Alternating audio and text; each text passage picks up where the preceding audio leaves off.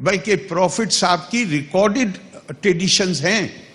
बेटी जो जब आती थी उसके लिए उठ के खड़े होते थे। आज भी हम नहीं देखते सभ्य समाज में कि बेटी के लिए उठ के कोई, कब बेटी से बहुत प्यार होता है, लेकिन उसको अगर और लोग बैठे हो उनके सामने ये बताना कि महिला की कितनी इज्जत होनी चाहिए, बेटी के लिए उठ के खड़े होते थे।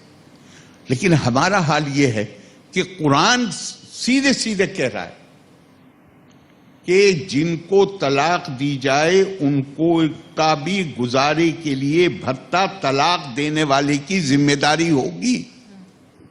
और हम कह रहे हैं, हमने 86 में पूरे देश में आंदोलन चला दिया कि मेरी जिम्मेदारी 3 महीने के बाद बिल्कुल भी नहीं है, और अगर 3 महीने बाद मुझसे कुछ भी देने के लिए कहा गया, कुरान की आयत है वलिल मुतल्लिकाति मताउम बिल मारूफ, और तलाकशुदा औरत के लिए भी खर्चा देना।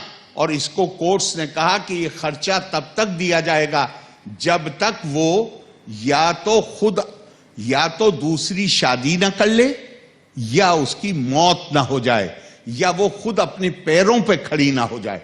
तब तक इसको ये नहीं कहा गया कि ये अच्छा बिहेवियर है, नहीं, ये जिम्मेदारी बताई गई।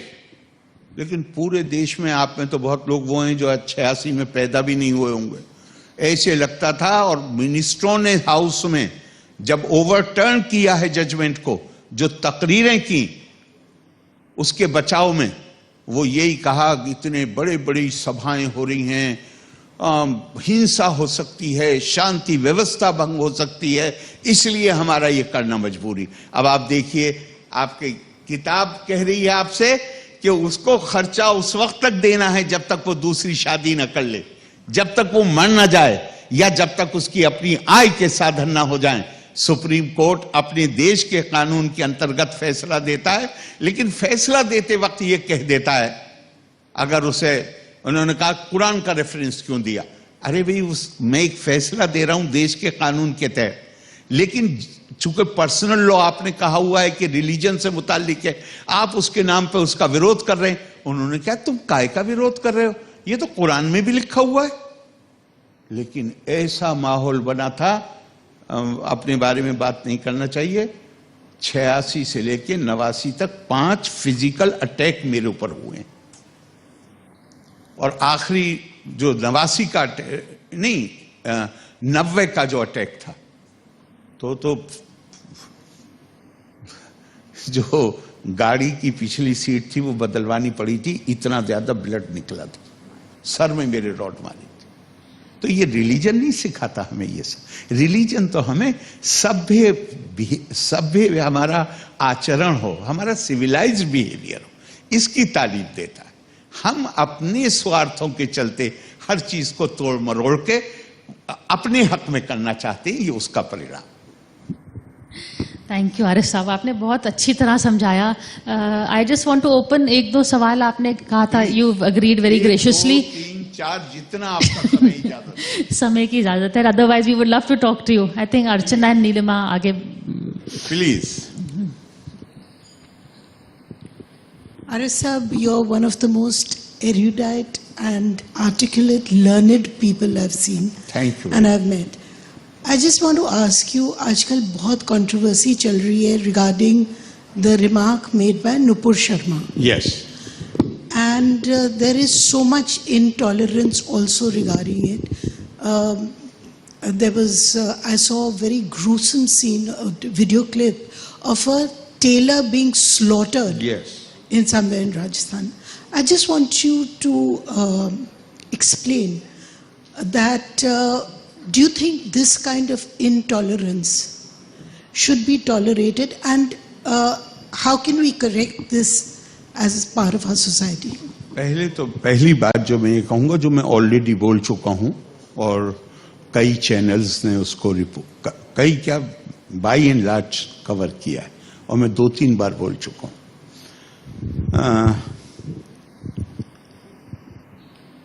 हमारे भी जिस्म में अगर कोई मानिए कहीं कोई कोई एब्सिस हो जाए, कोई फोड़ा हो जाए, तो मक्खी आके मेरे जो सही हिस्सा है उस पर नहीं बैठती, वो बैठती है जाके गंदगी पर। बहुत उसी तरह इंसानों में भी बहुत सारे लोग हैं जिनकी प्रवृत्ति ये होती है कि वो सिर्फ नेगेटिविटी को तलाश करते हैं। मैंने पूरी कोशिश करी, और आज नहीं, जिस जमाने में मेरी जान को खतरा था, मैंने 6 साल कुरान के अलावा मतलब मैं बचपन से, मुझे इससे अगर आप स्पोर्ट्स के नाम भी पूछें, मैं शायद ही चंद ही लोग होंगे जिन्हें क्रिकेट समझ में नहीं आता। मैंने कभी क्रिकेट मैच नहीं देखा। और ये मैं रिकमेंड नहीं कर रहा हूं, मेरा बस चले मैं हर बच्चे को स्पोर्ट्स में जबरदस्ती भेजूं, इसे तारीफ मत समझिएगा। सिर्फ मैं ये बता रहा हूं कि मेरा एटीट्यूड क्या, मैंने अपने बच्चों को फोर्स किया, स्पोर्ट्स कुछ भी खेलो, लेकिन कुछ वक्त खेलने के लिए भी होना चाहिए। तो इसे ये मत समझिएगा मैं तारीफ के तौर पर नहीं, मेरा नेगेटिव है मेरी पर्सनालिटी का, कि मुझे कभी किसी स्पोर्ट्स में कोई दिलचस्पी नहीं, सिवाय किताबों के। मेरी पिटाई इस पे हुई है, मेरी दादी ने करी है। वो रात को, हम गांव के रहने वाले हैं, छुट्टी में जाते थे गांव अपने, तो बड़े बेटे होने के नाते दादी का लाडला होता है, दादी के पास सोता था। रात को 10 साढ़े 10 बजे उनकी आंख खुलती थी, तो मैं, हमारे गांव में बिजली नहीं थी, तो मैं लैंप की रोशनी में पढ़ रहा होता। मेरे एक चांटा लगाती थी, कहती थी दिन में भी किताब, रात में भी किताब, कुछ और करता ही नहीं है। तो ये मैं सिर्फ इसके लिए कह रहा हूँ, तारीफ के लिए नहीं कह रहा हूँ। नहीं, बच्चों को स्पोर्ट्स में होना ही चाहिए, बहुत ज्यादा जरूरी है। ये मैंने बाद में रियलाइज किया। आप जो बात कह रही हैं नेगेटिविटी, मैंने 5-6 साल उस जमाने में मेरी जान को खतरा था, मैंने कुरान के अलावा कुछ नहीं पढ़ा, और मैं अपनी सारी कोशिश, और आज अब फिर मैंने दोबारा अपने पुराने रिकॉर्ड, चूंकि मैंने टैबुलेट किया हुआ है हर वर्ष को, मैंने फिर निकाला।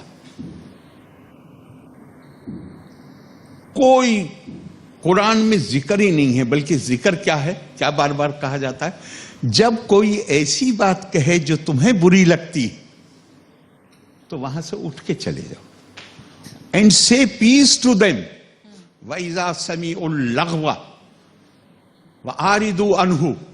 और दूसरी जगह कहा कि उनको कालू सलामुन, उनसे कहो peace be on you. Violence का तो कहीं कोई, अब जो मैंने नए सिरे से देखा, तो मैंने 26 वर्सेस निकाली, ये मुझे उस वक्त ध्यान नहीं आया था।